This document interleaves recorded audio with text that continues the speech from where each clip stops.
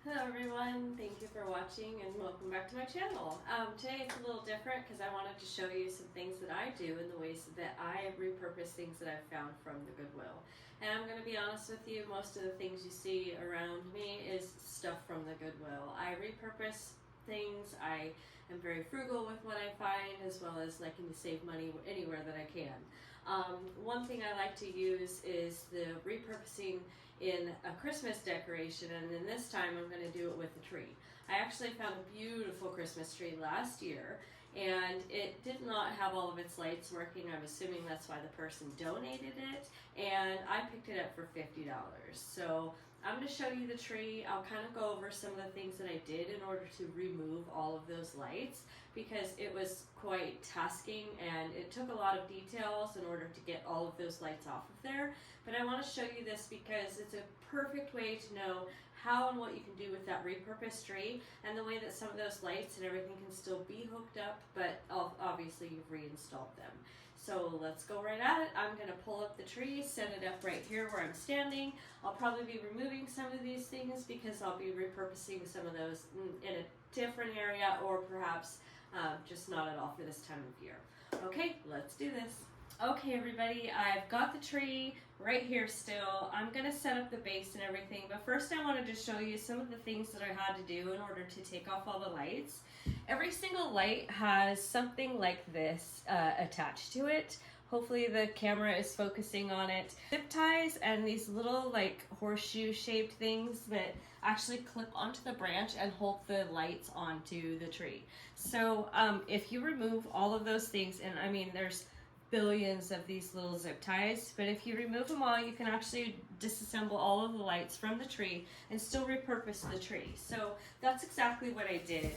And here I'll kind of get it a little bit closer so you can see the details of this tree, but it's got those, you know, the artificial obviously, but it's got several different textured branches, and that's exactly why I fell in love with this tree. So if you look at the differences, like kind of trying to fluff it up. This is the top of the tree, so it's very condensed in for the packing of it. But hopefully you can tell from me just doing that it's got a ton of great detail to it. There's a lot of different textures on here. So it's going to be a great tree for many years to come, because it just kind of fits in with any aesthetic of the different branching systems that I'll set up. And it did come with a lot of these pine cones on here already, so it was just, I mean, it's a fabulous tree. I quite honestly thought I was the luckiest person for finding it for just $50. I'm not sure exactly what brand it is, but it's a really great quality. So anyways, I'm going to grab the tree stand, set it up, and start putting this together.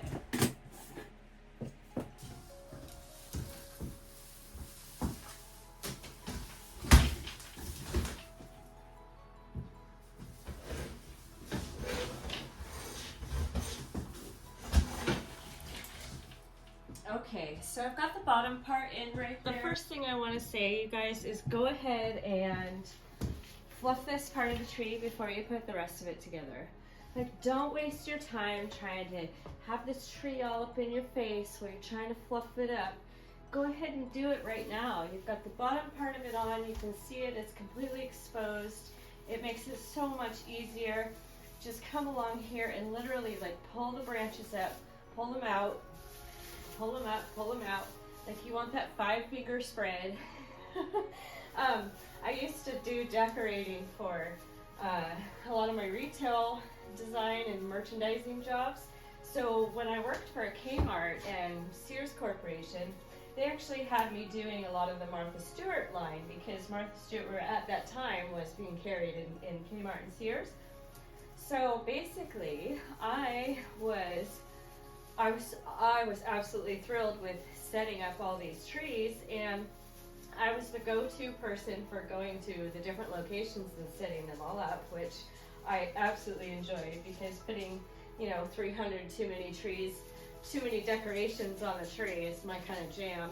I'm not necessarily a minimalist, I would say. Not really a maximalist, but I'm like right on the border of both. When I was doing those, the merchandising project, it was a lot of fun, and it taught me a lot of ways to kind of beat the time, because you know, I don't want to be doing this for hours and make it difficult, so I was trying to definitely work smarter, not harder. And I have 3 dogs here, by the way. 3 dogs and 2 cats, so you're going to hear them walking around.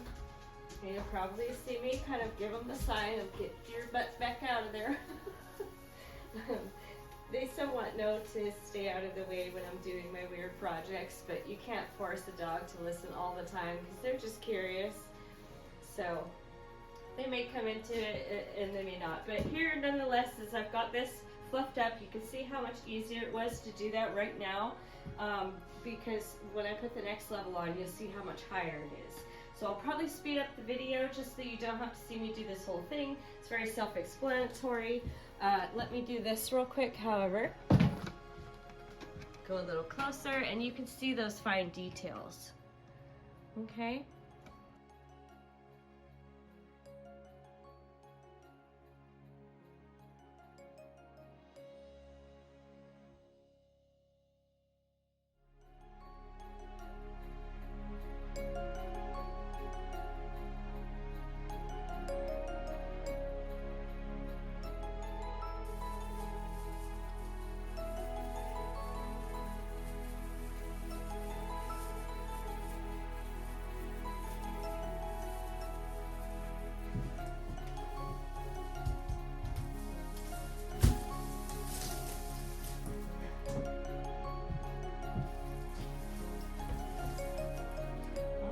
There we go, second part on. And also guys, when I said to fluff the first one, obviously fluff the second one too.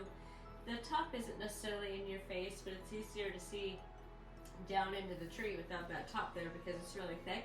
So I'm going to go ahead and fluff this up, put the top together, and then we'll see where we're at. So I have to start down here and work my way up, and that's the best way because then I can still see through. Here we go. In the back of the tree I won't do necessarily as much, but I will fluff it up. That's why I spun it the first time. I fluffed the front of it, spun that part to the back of the tree just to fill it in. Make sure that it was done. Now this has also arms that come off of each branch, so, and that's what makes me, there's a lot of indications that you can look at a tree when you're going to shop it. If it's got the different textured branches on it, obviously you know that's a little bit more high end. And also the structures of how that branching system is. Most of them you just see a single stick and it's only those, you know, only those pieces that are off that branch.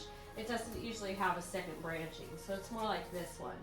What's great about this tree is it's like every other, it's a 3 and a 1 and a 3 and a 1. So this tree just packs itself out. And I wanted to show you guys exactly how I got this from, you know, a secondhand place, how I ripped those lights off, and basically it's still a gorgeous tree. And now in the future video that I'm going to be putting together, I'll show you my decorations and the plan that I go forward with for that.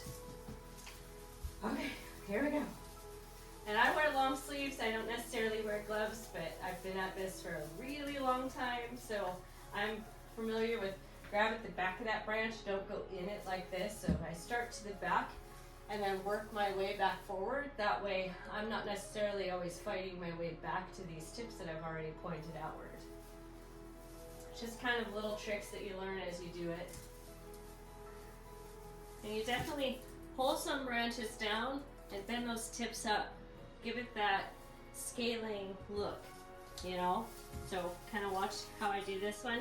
Start from the back, all the way back. Go to the first one that you can lift.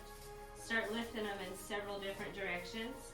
So you see you've got that 5 finger, right? Straight up, out, out. Right? Get to the tip here. Give it some curve up. Right? Curve. Out. Curve up. That gives it a little bit more strength to hold your ornament as well. And what I do suggest is just take, when you put your ornament on, just bend it.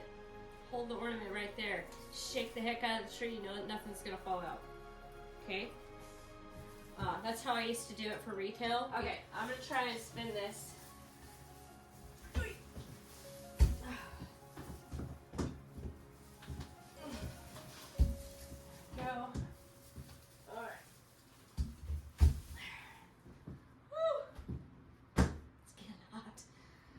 Alright, so there's the top of the tree. Hopefully you can kind of tell that you really can't see down that far at all. It's a great tree. And these are the pine cones that it came with. And a lot of them, quite honestly, when I bought this, were still tucked. I'm not sure if it was a display tree for a, you know, maybe a different store or something, and they didn't like that it didn't work and the lights had burnt out or whatever, but nonetheless, win for me.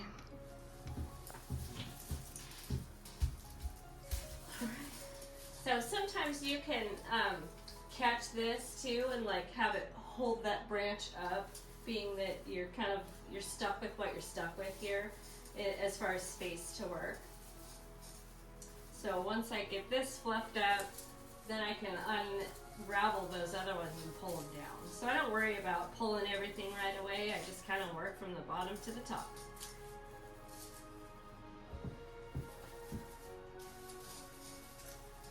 Let's get this finished up. And then that's about it. I mean, you can see that there's no lights on it. There's no wires sticking off, so right now it looks more like it's just a natural tree.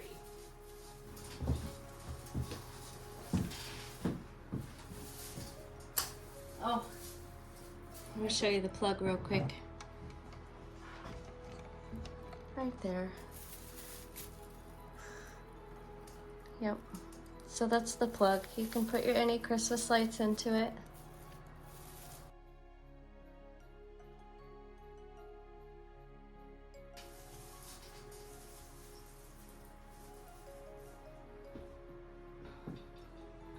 Okay, well, I tell you what, I could fuss with this thing forever. So that's about it with the tree. Let me know what you guys think about it. Let me know what you think about the process of if you've taken apart the Christmas lights from the tree, because it's tasking, and I'm sure that y'all have some battle wins from doing it as well, because it was not easy, especially when you get to the size of the tree and the higher quality of the tree, the better lights and more lights and blah blah blah. Appreciate y'all for joining me on this video. I am going to have a couple more about my Christmas holiday setup, so hopefully we'll see you again. Thanks for watching. Have a great day. Bye.